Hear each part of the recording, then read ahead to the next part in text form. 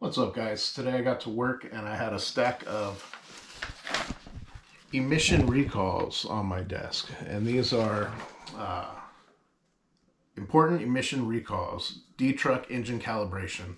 So basically what they're going to do is they're going to change the calibration in your ECM or PCM or whatever you guys want to call it. I call it an ECM because that's a heavy line. This is for all the Cummins trucks that have been in the news lately for the $1.67 billion settlement. So a couple things that I'd like to touch on real quick to kind of ease the air is this does happen quite often, and it happens to Detroit Diesel, Caterpillar, happens to Cummins, it happens to all of them.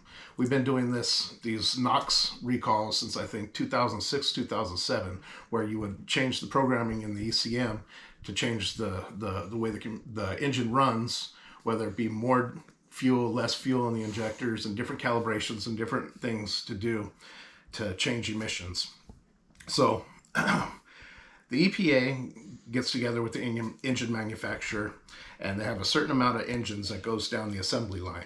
So if you have 100 engines of Cummins, they'll pull one or two of them out, and they will test them. And that 100 engines has what's called a family number.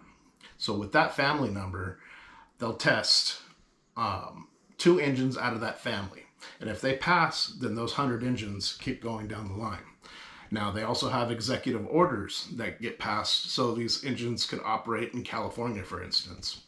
So in December of 2022, we had an engine in Peterbilt. It was a Cummins, had a similar recalibration done.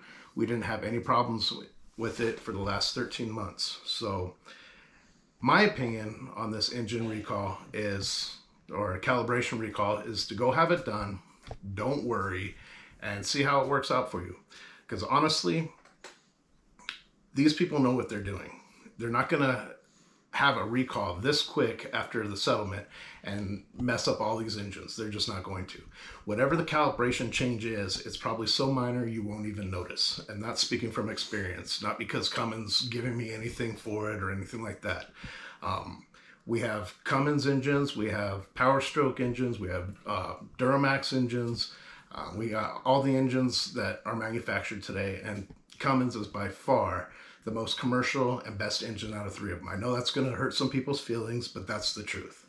Now, this recall, I would be really worried or concerned if it was a smaller engine company like Chevrolet or Ford. With it being Cummins, and I know for a fact that this has happened in the past, that these are the big boys. They know what they're doing.